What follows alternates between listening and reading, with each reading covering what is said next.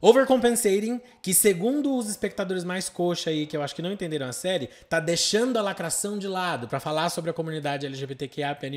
Essa é a nova aposta do Prime Video, que em poucos dias chegou no top 1 nos Estados Unidos e que aqui no Brasil não foi diferente, tem feito um sucesso absoluto. Se você quer saber um pouco mais sobre a série, quer saber do que se trata, fica por aqui que eu vou tentar te convencer a assistir.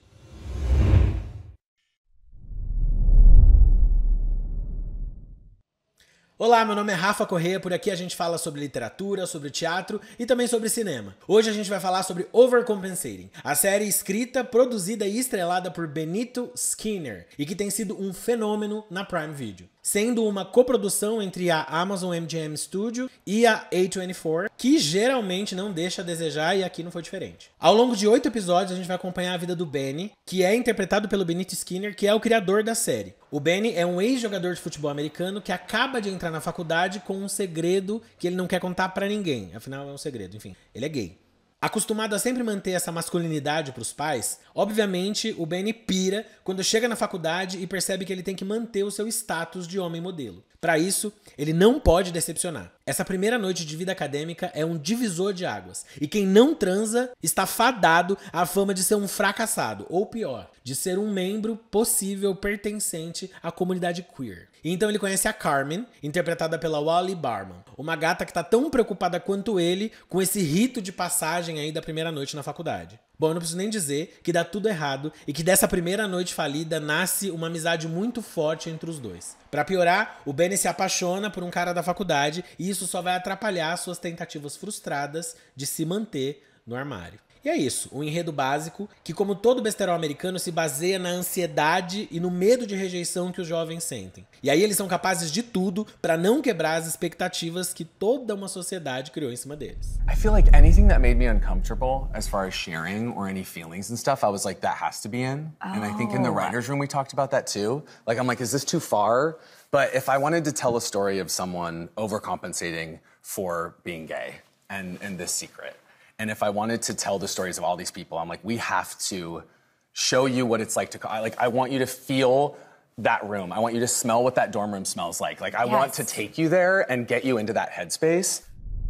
O que eu gosto muito de Overcompensating é que eles não têm medo de pesar a mão na caricatura. Tanto a heterossexualidade quanto a fuga dela são sempre retratadas com muita acidez, com um grau alto de sátira. Essa babaquice dos costumes heteronormativos são sempre enfatizados em cada frame, e isso é muito legal. Eu andei vendo alguns comentários nas redes e também algumas matérias aí em sites de notícias. Uma parcela mais conservadora dos espectadores tem dito que a série acerta porque ela não tem lacração. Pois eu sinto muito, meu querido hétero conservador no homo. Aqui, a lacração tá disfarçada com humor inteligente e altamente satírico. Não é necessário levantar bandeiras pró-LGBTQIAPN+, para criticar o comportamento nocivo da heteronormatividade compulsória. E é isso que essa série faz. Só é necessário que um ótimo roteirista esteja cercado por uma equipe talentosa e voilá. Nem o próprio babaca percebe que está sendo criticado e ri de si mesmo. E eu acho isso genial. Se você ainda não assistiu Overcompensating, saiba que, na minha opinião, vale muito a pena.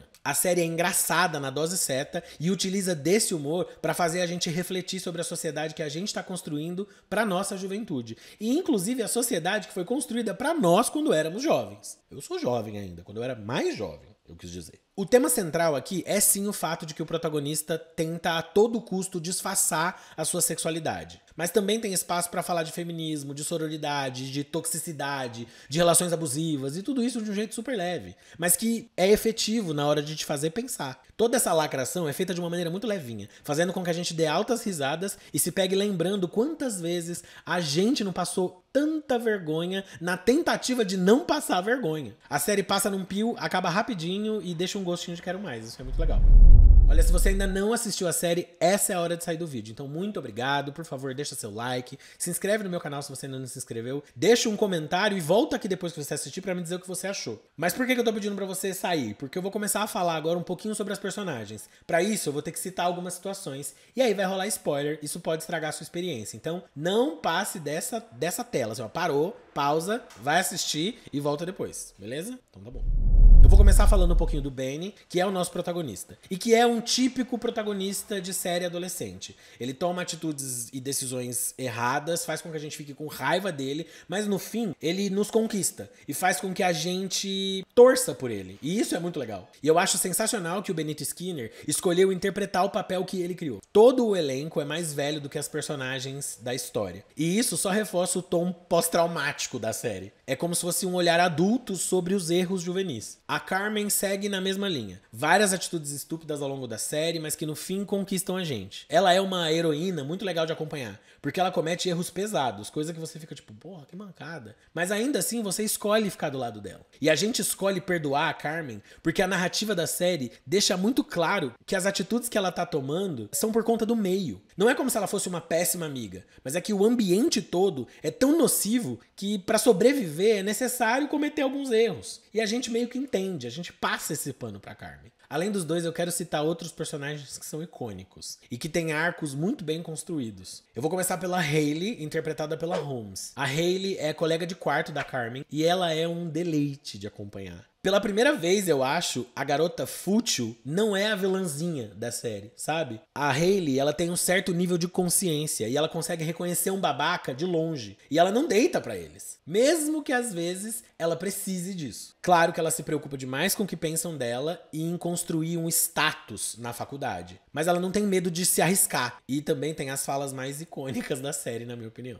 There's an emptiness in your eyes. I want you to know that. O Adam DeMarco interpreta o Peter e ele tá, assim, incrível. Ele não tem vergonha de ser o suprassumo da babaquice. E é uma personagem que denuncia o que a gente já sabe. Que por trás de um jovem hétero, branco e cheio de confiança, muitas vezes existe um cara inseguro, covarde e que não acredita no próprio potencial. Isso só poderia dar vazão a uma personalidade que cria cenários fictícios onde ele possa dominar o outro. O que aqui é feito através da fraternidade, que ele sonha em ser líder. Aí nós temos a Grace, que é interpretada pela Mary Beth Barone. Ela é irmã do Benny e namorada do Peter. Enquanto a gente assistia a primeira cena em que a Grace aparece, o meu namorado falou, nossa, que menina triste. E eu falei, não, imagina lá. E sim, toda vez que ela entra em cena nos primeiros capítulos, eu penso, cara, que menina triste. Só que ao longo do processo todo, ela vai se dando conta disso. Você começa a série querendo dar na cara dela, porque ela é muito tonta na mão do Peter. Mas rapidinho você entende a função dela na série e ela vai tomando o seu lugar de um jeito muito inteligente. E por fim, nós temos o Miles, que é interpretado pelo Risha. Miles é o personagem pelo qual o protagonista se apaixona, e ele tem um arco muito interessante. Ao longo da série, a gente descobre que ele é hétero. E por mais que eu quisesse muito ver esse casal junto, eu achei essa escolha muito inteligente. Primeiro que para um jovem gay que tá saindo do armário se apaixonar por um cara hétero é muito comum. Até porque, quando a gente ainda tá nessa fase de transição de sexualidade, vamos dizer assim, a gente tem uma ideia do que é a maneira certa de ser gay, né? Então a gente acredita que pra ser gay você não pode ser afeminado, você não pode ser assim, você não pode ser assado. E aí, quais são os nossos interesses? Os homens que são reflexo disso tudo. Mas para além disso, eu gosto dessa escolha porque a série mostra que dá pra ser hétero sem ser babaca. O Miles é um exemplo. Ele é fofo,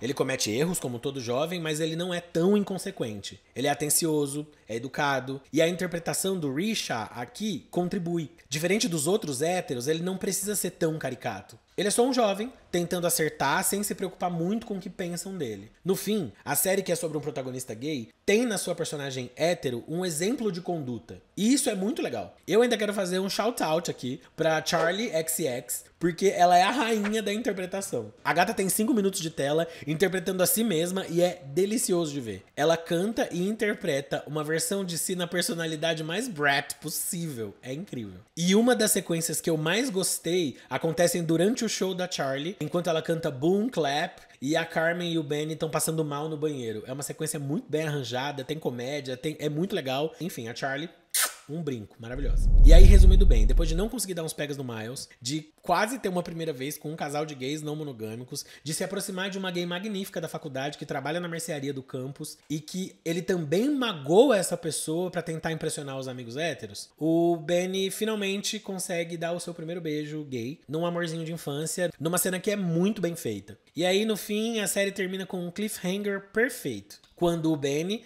pega o Miles beijando a Carmen e sem querer ela solta na frente do Miles e da Grace que o Benny é gay. Por sorte, a série tá sendo um sucesso, então eu acho, assim, muito difícil eles não renovarem pra uma segunda temporada. Então é isso, espero que vocês tenham gostado da minha resenha de Overcompensating. Se você ainda não é inscrito no canal, por favor, se inscreve, deixa seu comentário, deixa o like, compartilha com seus amigos. Isso é bem importante pro meu trabalho aqui no YouTube avançar. Eu tô bem afim de começar a falar mais sobre séries e cultura pop e tudo mais, e mesclar um pouquinho com os vídeos de teatro. Então, se você gostou, por favor, deixa seu feedback aqui embaixo. Por enquanto é isso, obrigado e até a próxima.